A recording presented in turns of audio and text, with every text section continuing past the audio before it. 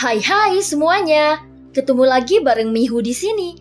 Oh iya, kali ini Mihu akan membawakan alur cerita dari film Donghua yang berjudul Battle Through the Heaven. Mihu mengingatkan sekali lagi ya bahwa konten ini full spoiler. Mari siapkan cemilannya dan mari kita mulai alur ceritanya. Melanjutkan dari kisah sebelumnya. Pada saat ini Yi Buyun terlihat kurang setuju. Dengan posisi istana surgawi, kita dapat memanfaatkan kekacauan dan meraup keuntungan dari keadaan. Sekarang bergabung bukanlah kesempatan yang baik. Setelah mendengarkan dengan cermat analisis Yi Buyun, Tianxun juga dengan cepat menjadi tenang dan setuju dengan apa yang Yi Buyun katakan. Tetapi jika kita tidak menggabungkan kekuatan dengan Taisu, aku merasa cukup khawatir. Ucap Fu Xing dengan cemberut. Meskipun dia adalah raja baru dari istana surgawi, namun dia bukanlah orang yang akan melakukan urusannya sendiri. Lagi pula, keputusan istana surgawi hari ini tidak diputuskan olehnya sendiri. Pendapat keseluruhan masih lebih utama daripada keinginan individu. Justru karena inilah istana surgawi masih dapat berdiri kokoh hingga hari ini. Jika bukan karena fakta bahwa Yang Mulia telah menekan kekuatan mereka, mungkin sekarang mereka akan lebih kuat dari alam dewa kuno. Kita tidak harus menyelesaikannya sekarang, karena waktunya belum tepat. Dan ketika kita bergabung dengan Taisu, maka tidak akan ada perbedaan antara bekerja sama dan mati. Jadi kupikir waktunya tidak tepat, dan kekuatan kita sendiri sebenarnya masih bisa melangkah lebih jauh sebanyak mungkin. Dan jika pada saat ini kita bergabung dengan Taisu, dan jika pada saat itu kita bergabung dengan Taisu, maka kita memiliki lebih banyak keuntungan. Jika saudara Tianxun dan saudara Ningyao dapat menerobos ke keabadian dewa, maka situasinya akan benar-benar terbalik. Ucap Yi Buyun menatap Tianxun dan Ningyao. Meskipun kekuatan Fu Xing telah mencapai keabadian para dewa, dan dia juga satu-satunya yang berada di ranah keabadian para dewa di antara 10 Raja Roh. Namun Tianxun dan Ningyao juga telah berada di langkah ke-9 selama bertahun-tahun yang tidak terhitung jumlahnya. Mereka tidak akan pernah bisa menyentuh alam keabadian para dewa. Setelah kekuatan mereka jatuh, bahkan Raja Tianzang yang hanya seorang kaisar keabadian telah menerobos ke keabadian para dewa. Dan hanya mereka yang tampaknya telah ditinggalkan oleh Sensi. Dan tampaknya mereka tidak dapat lagi menerobos setelah jatuh. Kita semua telah ditinggalkan oleh Sensi, dan sangat tipis untuk menjadi dewa keabadian lagi. Ucap Tianxun menggelengkan kepalanya. Dia berusaha keras untuk waktu yang lama tetapi dia masih tidak bisa menyentuh alam para dewa. Ini cukup untuk menunjukkan bahwa masalahnya karena dunia Sensi tidak lagi mengenalinya. Saudara Tianxun dan Ningyao bisa menemukannya tetapi dengan meninggalkan Sensi. Aku pernah mendengar bahwa situasi di dunia lain, seperti alam kuno dewa dan iblis sangat kacau dan mungkin ada kesempatan untuk menerobos ke keabadian para dewa di sana. Ucap Fu Xing segera berkata. Ningyao dan Tianxun mendengar kata-kata itu. Pada saat yang sama, dia langsung menoleh untuk melihat Fu Xing. Tetapi apakah pasti akan menerobos jika di alam kuno dewa dan iblis ini? Selain resikonya tinggi, kami juga akan meninggalkan istana surgawi. Ucap Tianxun berkata dengan tidak berdaya. Jika kau ingin pergi, maka kau hanya bisa mengandalkan dirimu sendiri. Ucap Fu Xing memandang keduanya dan berkata perlahan. Jika benar seperti yang dikatakan Yi Buyun, maka istana surgawi akan terancam jika kami tidak dapat menembus keabadian para dewa. Dan hal ini tidak dapat dihindari. Kami harus mengambil resiko, apalagi kami memiliki obat ajaib dan senjata yang diberikan oleh Tuan. Aku yakin tidak ada bahaya yang tidak bisa dilewati. Setelah berpikir sejenak, Tianxun merasa bahwa Fu Xing memang benar. Meninggalkan Sensi mungkin satu-satunya cara untuk menerobos keabadian para dewa. Dan tinggal di Sensi mungkin merupakan jalan buntu. Jika kau berpikir jernih, kau bisa mencobanya. Dan jika kau ingin gagal, maka kau bisa tetap tinggal di Sensi. Setidaknya tidak akan ada bahaya untukmu. Namun jika kau pergi, kau tidak memiliki banyak waktu. Dan pastikan untuk kembali ke Sensi dalam 500 tahun. Jika tidak, maka kau harus menemukan cara lain untuk kembali. Ucap Fu Xing tidak menyelesaikan ucapannya. Tetapi Tianxun dan Ningyao sudah mengerti. Bahkan jika mereka tidak kembali ke Sensi sesuai dengan waktu 500 tahun yang ditentukan, maka selamanya mereka akan tetap berada di alam dewa kuno dan iblis. Belum terlambat untuk bersiap-siap dan sekarang pergi. Tianxun dan Ningyo saling memandang. Jika mereka berjalan bersama, maka mereka dapat saling mendukung dan dengan keduanya memiliki kekuatan langkah ke-9 dari keabadian kaisar. Jika mereka berjalan bersama, maka mereka dapat saling mendukung. Dan dengan keduanya memiliki kekuatan langkah ke-9 dari keabadian kaisar, seharusnya tidak akan ada banyak bahaya yang akan dihadapi mereka. Pada saat ini Fu Xing mengangguk.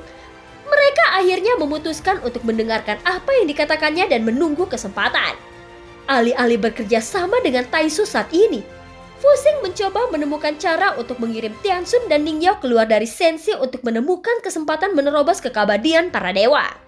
Meskipun istana surgawi kuat, namun alasan mengapa mereka tidak berani melakukan konfrontasi nyata dengan ratu adalah karena istana surgawi sendiri tidak memiliki banyak kepercayaan diri. Apalagi pertumbuhan Xiaoyan terlalu cepat, dan 10 Raja Roh takut dengan pertumbuhan Xiaoyan. Dengan kecepatan ini, tentu saja mereka khawatir tidak butuh waktu lama lagi untuk menerobos ke keabadian para dewa. Jika Xiaoyan sudah menerobos ke alam keabadian para dewa, maka mereka harus membayar harga yang tak terbayangkan jika ingin membunuh Xiaoyan. Jika saat itu terjadi, mereka mungkin perlu mengundang tuannya untuk turun dan Xiaoyan mungkin bisa dibunuh.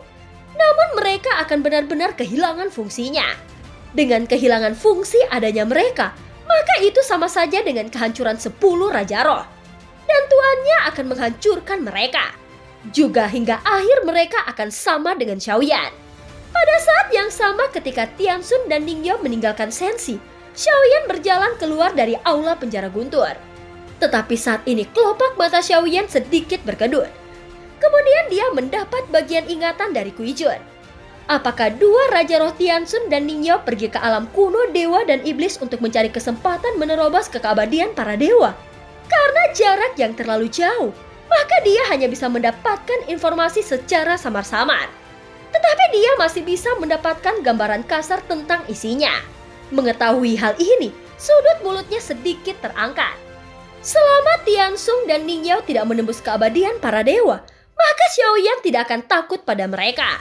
Jika Xiaoyan mendapatkan guntur ekstrim dari ujung utara, maka kekuatannya pasti akan tumbuh pesat lagi. Dan tentu saja setelah mendapatkannya, Xiaoyan pasti akan memburu kedua Raja Roh itu. Dengan tingkat pertumbuhannya, setelah mendapatkan inti guntur jile di ujung utara, Xiaoyan dapat membuat pilihan di dalam hatinya. Dan dia dapat memilih antara alam kuno dewa dan iblis atau dunia pegunungan dan lautan. Tentu saja Xiaoyan akan memilih untuk langsung pergi ke alam kuno dewa dan iblis sebagai perhentian pertama. Xiaoyan berpikir untuk menghilangkan dua Raja Roh dari istana surgawi. Dan itu akan mengurangi ancaman baginya di masa depan. Pada saat berikutnya, Xiaoyan menuangkan sumber daya agung dari lautan roh di dalam pagoda emas ke dalam formasi. Dia menciptakan peluang dan keberuntungan dengan sumber daya yang begitu agung. Dan fakta bahwa alam dewa kuno sudah memiliki banyak talenta yang kuat. Sehingga itu akan menghasilkan lebih banyak orang kuat lagi daripada di aliansi abadi.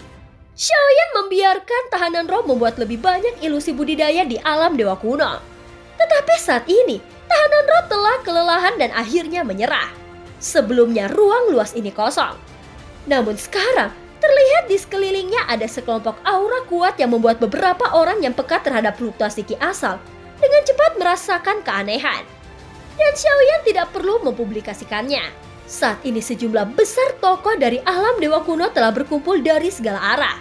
Mereka bergegas ke ilusi ini seperti kawanan lebah dan sosok ratu juga ada di antara kerumunan ini. Ratu langsung datang ke sisi Xiaoyan dan melihat ke kejauhan. Terlihat ada senyum puas yang muncul di wajahnya. Sepertinya kepribadianmu sudah mulai terbentuk sebagai orang yang dihormati. Selain kau menjadi lebih kuat, kau juga telah menumbuhkan banyak kekuatan pada orang lain. Dengan sumber daya yang begitu agung ini, maka tidak akan butuh waktu lama di alam dewa kuno akan bermunculan orang yang lebih kuat. Dan mereka semua akan menjadi salah satu dari pasukan utama Sensi melawan Taisu. Ucap Ratu perlahan. Hari ini dia mengenakan jubah di mana masih ada pola tubuh. Hari ini dia mengenakan jubah di mana masih ada pola tubuh naga yang disulam sederhana.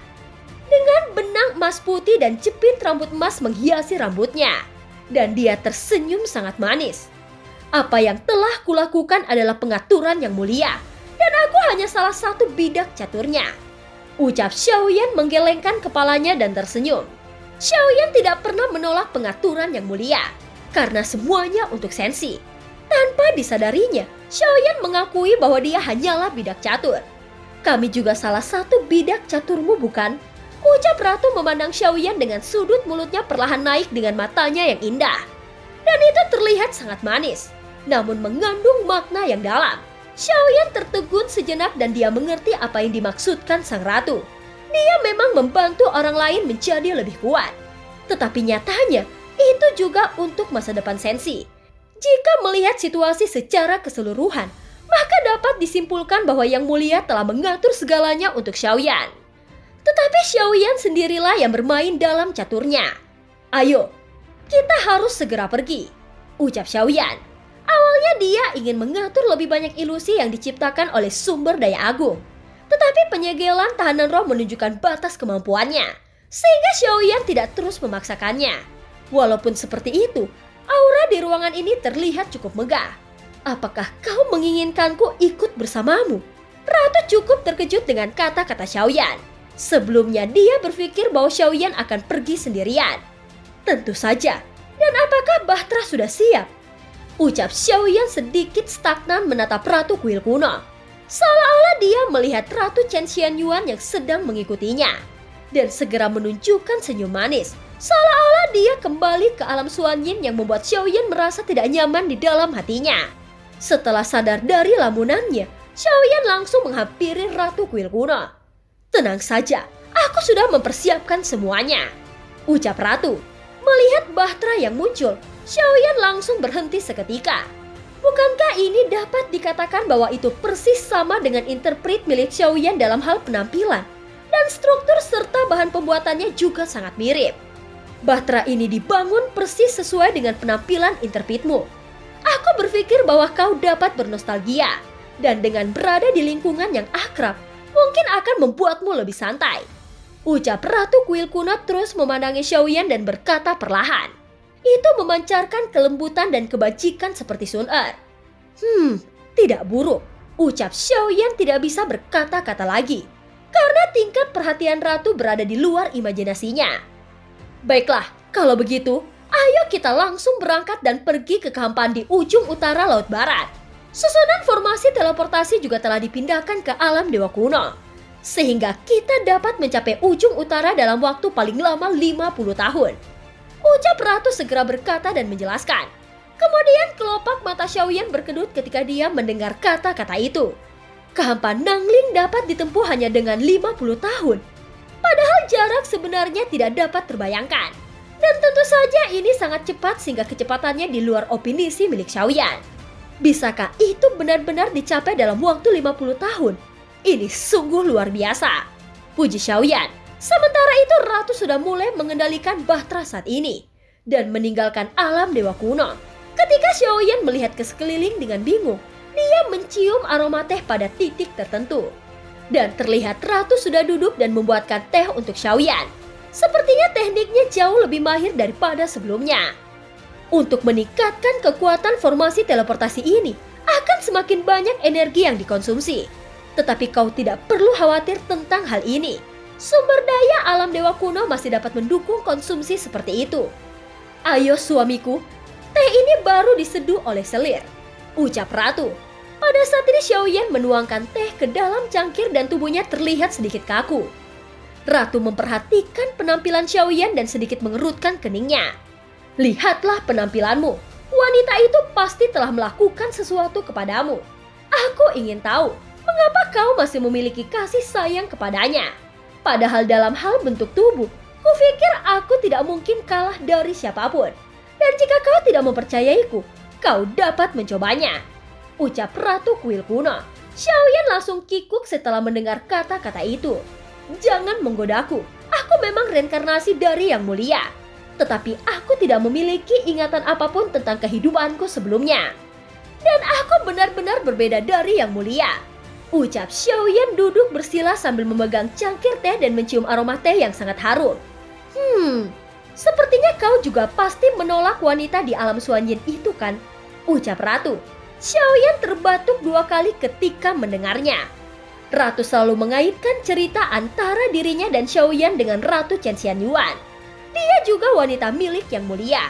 Apakah benar tidak ada yang terjadi antara kau dan dia? Ratu terus bertanya dan membuat Xiaoyan hanya bisa tertunduk. Atau mungkinkah dia memaksamu? Ucap Ratu. Xiaoyan berdiri tak berdaya dan hanya memandangi cangkir teh di tangannya. Teh ini tidak bisa diminum lagi. Xiaoyan bergumam pelan dan sudut matanya melihat Ratu dengan aneh. Hahaha, jangan marah. Aku hanya bercanda. Lebih baik kita ganti topik pembicaraan. Ucap Ratu menatap Xiaoyan dengan tatapan yang tajam. Dia tidak habis pikir mengapa Xiaoyan masih belum bisa menerimanya. Ratu ini telah meninggalkan segalanya untuk menemanimu. Tetapi tidak apa-apa. Kita berdua masih bisa mengobrol tentang banyak hal. Melihat Xiaoyan bangkit dan hendak pergi, Ratu menunjukkan senyum lucu di wajahnya. Xiaoyan melirik Ratu dan dia terlihat benar-benar kesal. Xiaoyan berpura-pura tidak tahu apa yang dipikirkan sang Ratu.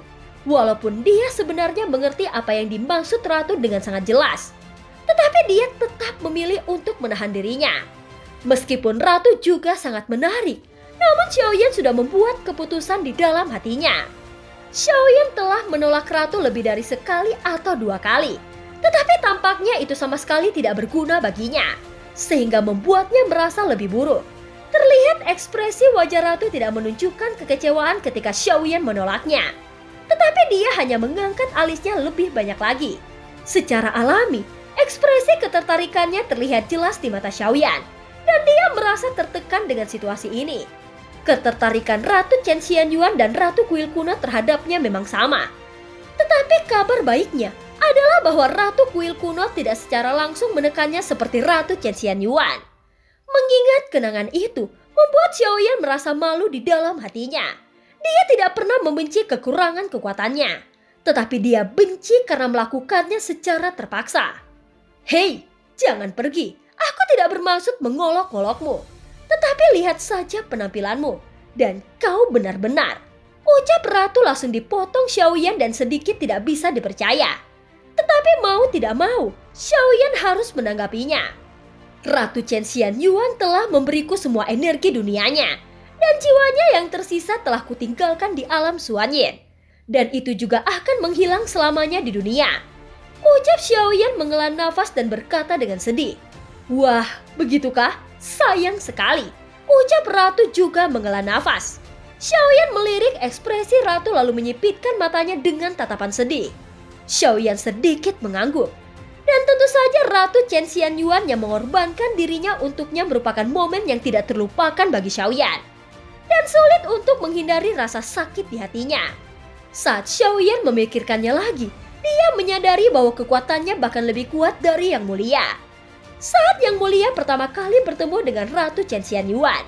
Saat Xiaoyan memikirkannya lagi, dia menyadari bahwa kekuatannya bahkan lebih kuat dari Yang Mulia saat Yang Mulia pertama kali bertemu dengan Ratu Chen Xianyuan.